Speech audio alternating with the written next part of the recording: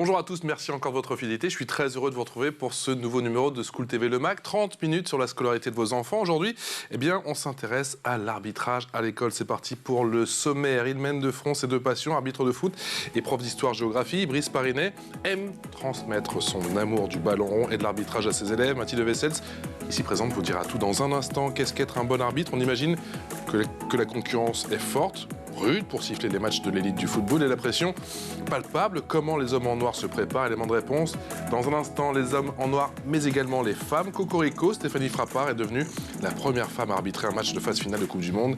C'était d'ailleurs au Qatar. L'arbitrage est-il parti pour se féminiser définitivement? On en parle dans un instant dans notre émission. On est avec Brice Parinet, justement.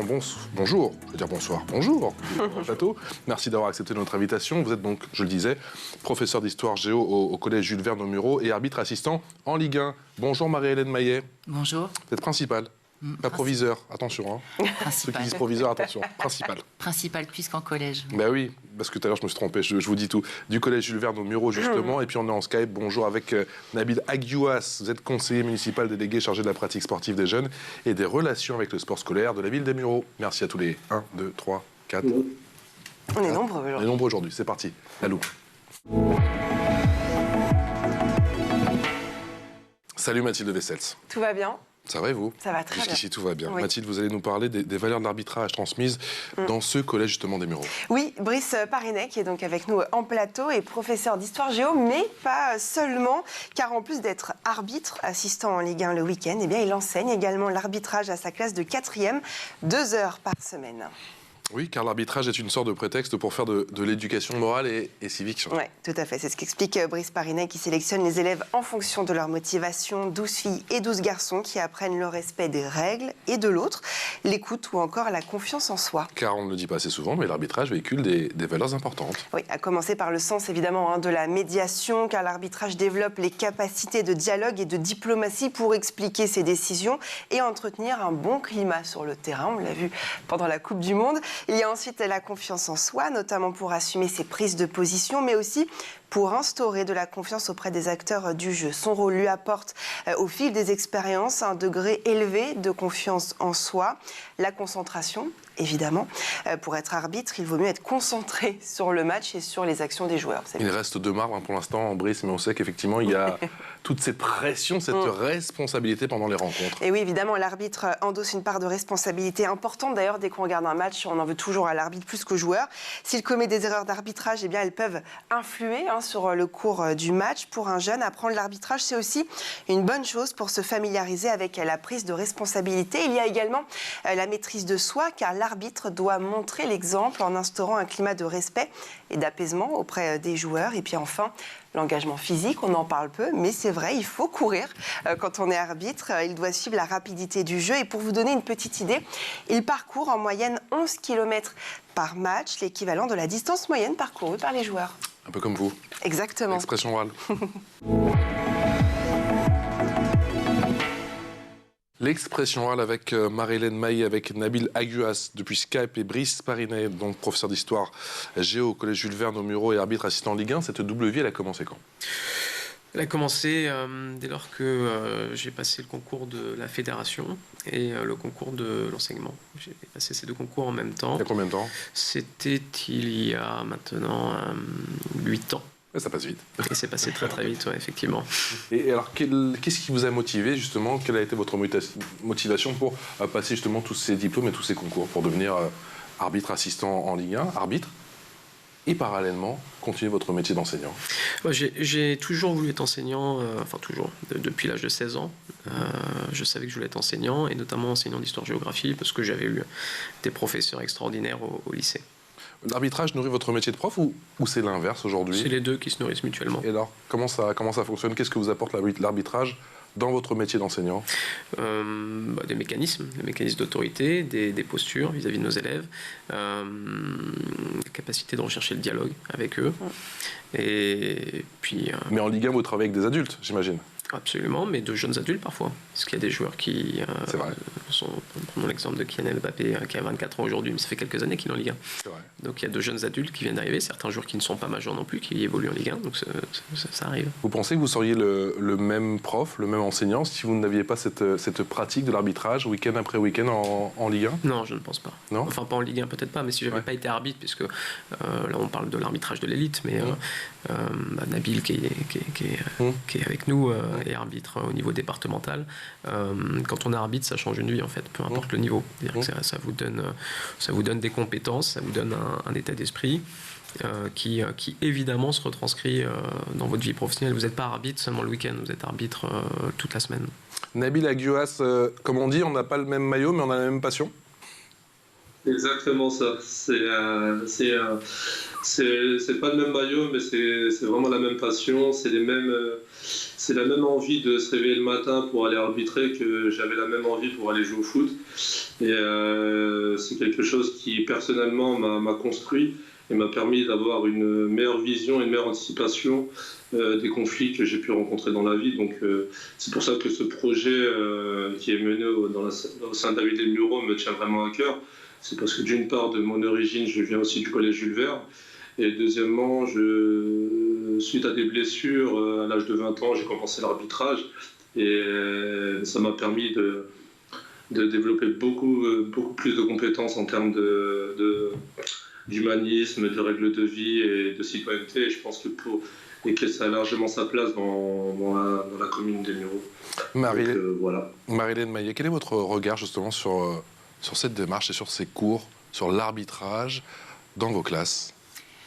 Je suis arrivée au collège en septembre 2021 et j'ai découvert en fait cette section particulière qui est la seule de France, dont je n'avais pas forcément connaissance auparavant. Et donc j'ai vu un peu la section évoluer au fil de l'année, beaucoup échangé avec Brice Parinet, et puis vu aussi les élèves, notamment à l'occasion d'une formation qu'ils ont pu avoir dans l'année, pendant notre semaine citoyenne où ils se sont formés comme médiateurs. Et donc j'ai assisté à quelques parties de cette formation, en passant dans les classes, ce que j'aime faire. Et on essaie là, maintenant qu'ils sont en 3e, de les mettre sur le terrain. Ils ont commencé, excusez-moi, à faire de la médiation entre pairs. Et c'est quoi la médiation, justement, et la médiation entre pairs? L'idée, c'est de faire en sorte que les élèves eux-mêmes essaient d'aider les autres, leurs camarades, à régler leurs problèmes, sans forcément que l'adulte intervienne systématiquement. On est toujours là, évidemment, pas très très loin. Et finalement, on s'aperçoit que pour beaucoup de conflits qu'ils peuvent avoir entre eux, les choses se gèrent beaucoup plus facilement si c'est un élève qui vient leur faire prendre conscience en fait de leurs défaillances ou de leurs débordements ou de leurs excès. Ça se règle bien en fait, et ils prennent eux-mêmes une forme de responsabilité vis-à-vis des leurs. C'est comme s'ils étaient un peu dans un entre-deux. D'accord. Et qui les aident pour le coup aussi à grandir. Combien d'élèves dans vos cours? 24, 12 garçons, 12 filles. C'est ça, et toujours la parité, pourquoi? C'est obligatoire, c'est statutaire dans notre projet de départ. C'est-à-dire que quand on a créé cette convention et ce projet de section sportive, en vue de féminiser l'arbitrage, puisque j'ai aussi un rôle dans les instances départementales, l'objectif était de faire du recrutement sur ce plan-là et d'avoir de jeunes filles qui viennent à l'arbitrage. Donc, et ça a été compliqué justement de trouver des profils, des jeunes filles qui viennent doucement mais sûrement à l'arbitrage? La première année, on avait pile poil le nombre de filles. D'accord. Il fallait pour démarrer la section, et depuis on a un taux de pression qui est de 1 pour 2, donc on refuse une fille en général pour un poste. Quel type d'exercice vous faites justement avec vos élèves? Un exercice, ça ressemble à quoi? Ça dépend, il y a plein de thématiques, mais... Vous pouvez me prendre en cobaye, allez-y. Par exemple, on va vous faire des situations de jeu de rôle, on va vous demander de vous mettre dans la position d'un arbitre qui va recevoir les capitaines. Donc il y a toutes ces choses. J'ai toujours rêvé de faire ça. Avec les cartons, allons-y. Oui, on leur explique aussi quand est-ce qu'on doit mettre un carton, quand est-ce qu'on ne doit pas mettre de carton, la différence entre un carton jaune et un carton rouge. D'accord. En fait, ils ont des cours sur les lois du jeu. Ça, c'est la premier semestre. C'est-à-dire, pardon de vous couper, vous leur faites visualiser une situation de jeu. Je sais pas, moi par exemple, on a la 40e minute. Toi, tu es l'arbitre de cette rencontre. Je sais pas, Karim, tu es l'arbitre de cette rencontre. Il y a une faute d'un tel sur un tel. Qu'est-ce que tu fais, c'est ça? Alors c'est un peu l'idée, mais en beaucoup plus condensé et plus lourd. C'est-à-dire qu'on va travailler sur un cours, une thématique technique. Par exemple, sur cette heure-là, on va travailler les mains. Donc ils vont juger pendant 1 heure que des mains. sur cette thème-là, sur cette séance-là, on va travailler les situations d'anéantissement d'occasion manifeste de but. Avec des visuels? Avec des vidéos à chaque fois. Des vidéos, d'accord. Et donc il y a ce travail-là, et ils se prononcent, ils ont les cartons en cours, pour si c'est jaune, ils mettent jaune, si c'est rouge, et après on débriefe techniquement chacune des situations. D'accord. Sur le modèle de ce qui se fait à la fédération, en stage pour les arbitres professionnels, c'est-à-dire qu'il y a une formation initiale qui a été créée par Alain Sars, qui est le directeur technique national de l'arbitrage, c'est un arbitre international, et on met en place cette formation initiale qui reprend donc toutes les thématiques de l'arbitrage. Et une fois qu'ils ont acquis les compétences nécessaires pour arbitrer, eh bien, place à la pratique, qui se fait dans un deuxième temps à partir du mois de février. Marie-Hélène Maillet, qu'est-ce qui vous surprend justement, qu'est-ce qui vous intéresse dans ces mises en situation que vous avez dû, j'imagine, aller regarder parfois, non? Récemment, ils ont pu bénéficier d'un stage à Clairefontaine organisé par M. Parinet. Et donc, on a eu la chance d'aller les voir. On a passé une matinée avec eux. Et donc, on les a vus, en effet, sur un atelier en particulier sur lequel on est resté en situation, où ils étaient sur un terrain et où ils devaient apprendre à gérer les personnes qui étaient sur les bancs et qui balançaient des bouteilles d'eau ou qui se permettaient d'insulter les joueurs, etc. Et c'était assez intéressant de voir à quel point ils gardaient leur calme. C'était extrêmement difficile pour eux, non pas de garder leur calme, mais de trouver la bonne réponse et de réussir à s'opposer, à s'affronter, à poser la loi, à malgré tout continuer à regarder le match en même temps. Et ils étaient véritablement en action, et c'était assez intéressant de les voir déjà en dehors d'une salle de classe, sur un terrain de sport, en plus un peu mythique quand même, comme lieu, et vraiment complètement dans la peau du personnage. Nabil, le respect, ça s'apprend, et l'arbitrage? Le respect, ça s'apprend au sein de l'arbitrage, comme à la maison, mais surtout l'arbitrage, ça permet de monter en compétence pour avoir avec des mécanismes. En fait, c'est même pas. C'est à force de vouloir faire appliquer des règles. On peut pas appliquer les règles si on n'a pas un respect soi-même. Donc, à partir de là, pour certaines personnes, c'est naturel, et d'autres personnes ont besoin d'avoir comme des process. Et je pense que l'arbitrage, c'est quelque chose qui va sûrement les monter en compétence dans tout ce domaine-là, tout ce qui est humaniste, tout ce qui est règles de vie, ça leur permet d'être un peu plus républicain. Et pour moi, c'est vraiment comment on appelle ça, c'est vraiment quelque chose comme une règle de vie. J'ai perdu mes mots, désolé. C'est l'émotion. C'est quelque chose qui leur permet de devenir des vrais hommes et de vraies femmes, en fait, tout simplement. Brice, vous voyez le projet prendre corps, prendre vie, littéralement. Est-ce que vous les voyez les uns et les autres prendre confiance en eux? Oui. Comment ça se traduit? Ça se traduit surtout quand ils passent sur le terrain. C'est-à-dire que quand pour la première fois ils vont arbitrer, dans le cadre notamment des finales départementales du district des Yvelines de football, ils sont amenés à arbitrer devant 200 spectateurs à ce niveau-là. Ils ont peur? Oui, certains sont intimidés, certains ont le trac, effectivement, et c'est normal. Ils se mettent dans une situation de celui qui va dire la loi. Parfois, alors que nos élèves ont tendance à tricher un peu avec le règlement, ça leur arrive, comme tous les élèves de cet âge, voilà, d'un coup, ils sont en situation de dire la loi sur le terrain. De dire la loi dans un contexte hostile, avec du monde autour d'eux, avec des gens qui vont les prendre pour des boucs émissaires, avec des gens qui vont se dire c'est pas leur fils qui a raté le geste technique, qui a raté le contrôle, le penalty, c'est l'actualité. Non, c'est l'arbitre qui a pas bien sifflé. C'est lui le responsable de la défaite parfois. Et pour des enfants qui ont 12 ans se mettent en situation d'arbitrer, de dire la loi dans ce contexte hostile, eh bien évidemment ça les change. Nous on le voit tout de suite après. Puis c'est aussi une situation où un certain nombre d'entre eux et d'entre elles vont s'émanciper. Moi, je me rappellerai toujours, c'était il y a 4 ans maintenant, il y avait un éducateur qui était un petit peu volubile sur le banc de touche et qui se plaignait d'un des arbitres. Et j'avais une de mes gamines de la classe arbitrage qui se tourne vers l'éducateur et qui lui dit « Monsieur, vous voulez le drapeau ?» On parle d'une gamine de 14 ans qui dit ça à un adulte de 40 ans.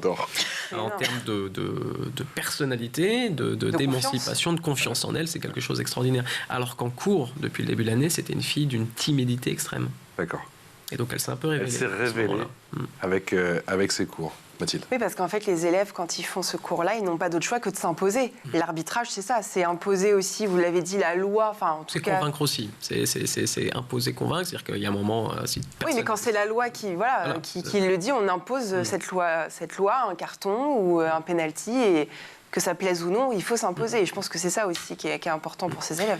Alors, ce qu'on leur apprend avant d'essayer de leur dire d'imposer la décision, c'est de faire adhérer à cette décision. Et bien évidemment, il y a un moment où, quand vous avez pris vos décisions et qu'il y a 4 joueurs qui vous entourent, il faut l'imposer, ça, c'est sûr. Voilà. Comment on trouve le juste milieu et aussi jeune entre pédagogie et fermeté?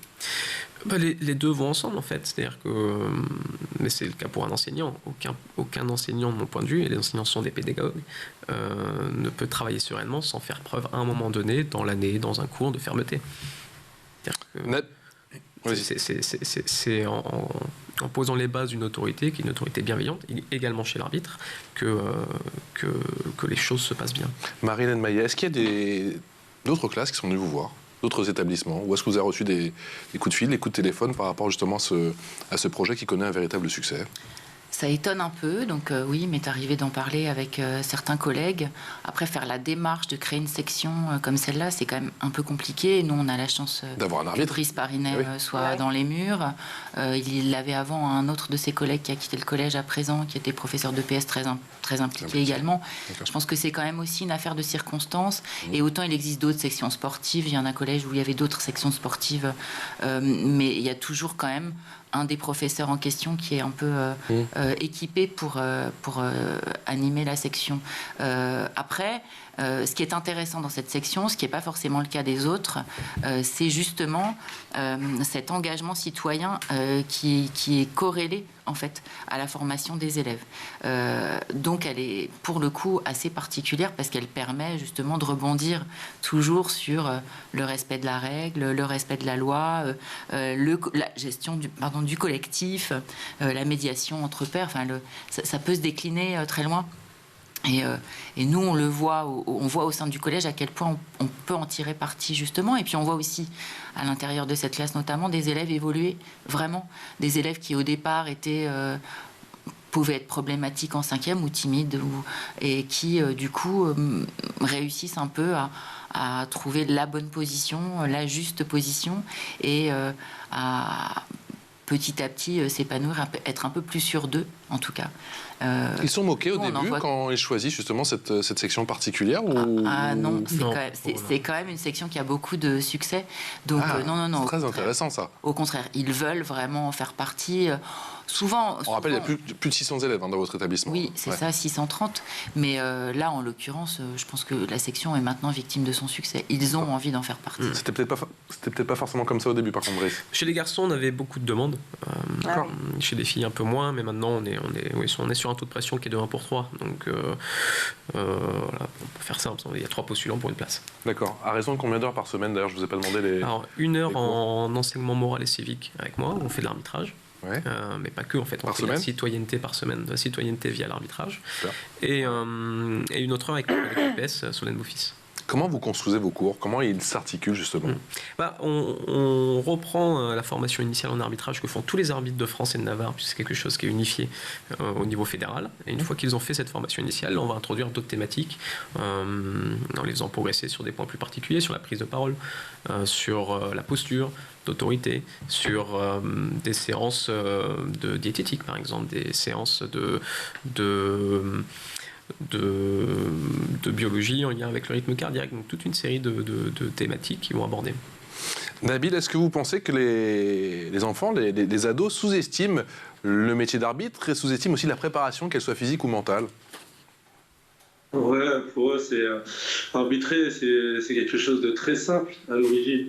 Et après, dès qu'ils ont fait leur première pratique, dès qu'on leur donne le premier sifflet, ils se disent finalement, parce que j'étais éducateur aussi au niveau du football, et je m'amusais comme ça à leur donner un sifflet pour qu'ils officient dans des matchs amicaux. Et leur regard changeait tout de suite.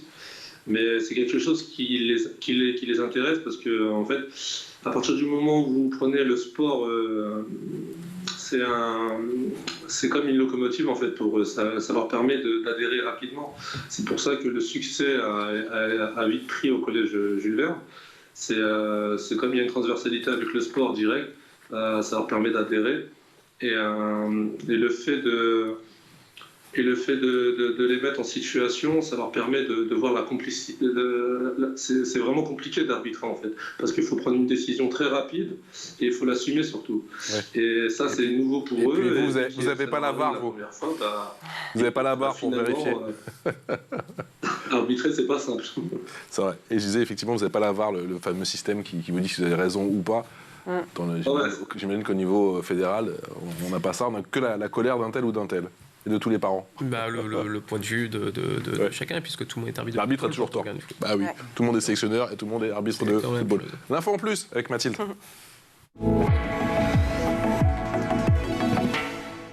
Et pour cette information en plus, vous nous parlez, Mathilde, d'une Française devenue la première femme arbitrée la Coupe du Monde masculine à match. Tout à fait. Elle s'appelle Stéphanie Frappart et c'est elle qui a arbitré justement la rencontre entre l'Allemagne et le Costa Rica lors de la Coupe du Monde au Qatar. On la voit ici sur ces images. Et oui, et à seulement 38 ans, surtout, je la trouve jeune. Elle déclare que l'arbitrage féminin est un message positif justement pour les femmes au Qatar, compte tenu, on le sait, du traitement réservé par ce pays du Golfe aux femmes et puis aux personnes LGBT. Alors, si elle n'a pas été sélectionnée par la FIFA pour les dernières rencontres du Mondial, Stéphanie Frappart a été tout de même l'invitée d'honneur d'Emmanuel Macron pour assister à ses côtés à la finale. Un message fort. Comment ? Qu'on a perdu. Oui, c'est pas elle qui a porté la poisse. Non, mais c'est pas ce que je voulais dire. Rien. Mais 3 semaines après, je suis encore sous le coup de la défaite, vous savez. C'est vrai, oui, c'était un petit coup dur. Un message, en tout cas, fort envoyé aux jeunes filles qui voudraient peut-être se lancer dans ce métier, mais qui n'osent pas en se disant que c'est réservé aux hommes. Est-ce qu'aujourd'hui, vous voyez plus de jeunes filles au collège venir vers vous pour assister, peut-être pour devenir arbitre ? Oui. Très clairement, mais on le voit de manière nationale, on le voit de manière locale, c'est assez frappant. Plus de filles regardent le foot aujourd'hui, parce qu'à mon époque, un peu, c'était quand même réservé aux garçons. Plus de filles regardent le foot, plus de filles pratiquent le football. Ça a changé. Il y a une véritable évolution des mentalités à ce sujet. Vous parlez de Stéphanie Frappart. Stéphanie Frappart, c'était la marraine de notre classe arbitrage il y a 2 ans. Donc elle est venue rencontrer nos arbitres. Il y a 2 ans, elle a offert un maillot à l'établissement qui est encadré. Voilà, c'est au-delà d'être la grande professionnelle qu'elle est, puisqu'on arbitre ensemble de temps en temps. Toujours été la première en tour. Mais c'est aussi surtout quelqu'un qui n'oublie pas d'où elle vient. Donc, qui transmet des vraies valeurs, valeurs d'émancipation pour nos élèves. Quand vous demandez à nos jeunes filles si elles connaissent une arbitre, elles vont tout de suite vous dire Stéphanie Frappart. Et pour elles, ça veut dire qu'aujourd'hui, une fille peut arbitrer un match de football, et y compris un match de football de garçons, et y compris un match de Ligue 1, y compris un match de Coupe du Monde, et pas un match en bois. C'est pas un match où tout était réglé d'avance, où les 2 équipes étaient éliminées. Non, c'était un match où il y avait l'Allemagne, qui est une des meilleures nations de football au monde, qui jouait sa qualification. Donc c'est un signal qui est envoyé, qui est extrêmement fort. C'est plus facile pour une femme d'arbitrer ou c'est plus compliqué ? On dit souvent que le foot, comme bon nombre de sports, est un sport de macho. Non, je pense que c'est compliqué qu'on soit un homme ou une femme. Parce que... Pas plus, pas moins, du coup, pour une femme. Pas plus, pas moins, mais chacun a ses atouts à tirer dans ce parcours qui est celui de l'arbitrage et aussi des difficultés qu'il rencontre. Nabil Akouas, est-ce qu'on arbitre comme on est ? Oui, toujours. On est toujours soi-même. Après, on s'adapte un petit peu avec de l'expérience. Ça nous permet d'anticiper de certains problèmes, mais à la base, on arbitre comme on est. Si on est une personne assez dynamique et autoritaire, on est comme ça. Et si on est un peu plus souple, on arbitre de la même manière. Après, il n'y a pas de réalité, en fait. Il y a une sensibilité à avoir et avoir de l'expérience pour pouvoir anticiper. C'est ça le plus important. Marie-Hélène Maillet, vous avez des retours de l'Éducation nationale sur cette expérience qui porte ses fruits, qui est efficace, qui est remarquable ? Alors, je m'arrête là. Pas en particulier sur cette expérience, sur certaines initiatives qui sont sans doute liées à cette expérience, notamment certains engagements autour de la citoyenneté un peu large, de la laïcité également, qui découlent en fait peut-être de cette expérience. Une espèce de tout, me semble-t-il. Il s'agit de trouver sa place en tant que citoyen et de faire respecter aussi l'engagement citoyen du collège et de tout un chacun. Donc au-delà... Au sein de l'éducation nationale, je ne suis pas certaine que les gens connaissent encore bien précisément ce qui se passe dans cette classe arbitrage, mais à travers d'autres actions qui sont justement liées, on s'efforce de la faire connaître. Et pour moi, c'est complètement en accord avec notre engagement et nos valeurs au sein de ce collège, en tout cas celles qui pour moi sont importantes de transmettre et de faire vivre. Au collège Jules Verne, justement, quelle autre expérience vous avez envie de mettre en place ou sont peut-être déjà mises en place dans votre collège? On peut en parler de cette cellule laïcité dont s'occupe aussi Brice Parinet. Donc, elle s'est créée quelques temps après mon arrivée à cause d'atteinte à la laïcité. Et pour moi, c'est un tout. Ça, pour le coup, c'est une expérience qui mérite d'être vraiment déclinée partout et qui devrait facilement être déclinée partout. Il faut qu'il y ait dans un collège un groupe de personnes qui puissent être des référents en matière de laïcité pour rassurer les autres et rendre la parole légitime, la parole des adultes légitime, et rassurer aussi les enfants qui parfois ont vraiment besoin d'échanger sur le sujet. Le fait que cette cellule existe permet à chacun d'être outillé et nous permet d'en parler très tranquillement avec les élèves et finalement en tout cas pour l'instant, de résoudre les problèmes dès qu'ils se posent. Et ils sont quand même plutôt nombreux dans les établissements scolaires. On imagine. Donc c'est pour moi un tout, et c'est à nouveau l'engagement de Brice Parinet qui permet aussi à cette cellule d'exister. Brice, il y a toujours le portrait de Samuel Paty dans votre classe? Oui. Oui, mais je ne suis pas le seul. Mais il est dans toutes les classes. Il est dans quasiment toutes les classes désormais, parce que on parle d'engagement. Samuel Paty s'est engagé pour faire vivre les valeurs de la République, faire vivre la liberté d'expression. Et ça doit tous nous rappeler, nous enseignants, le devoir qu'est le nôtre, parce que son action nous engage. Et aussi rappeler qu'on n'a pas peur de faire ce qu'on doit faire, parce que c'est notre métier.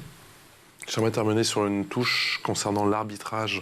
J'ai quand même le sentiment qu'on a du mal à trouver des arbitres en France, alors qu'on a des très bons arbitres au niveau national et international, et on vient d'en parler notamment avec Stéphanie Frappart. Est-ce que ce type d'action, comme la vôtre, Brice, peut changer un peu la donne? Que vous dit justement la Fédé là-dessus? Quelles actions ils mettent en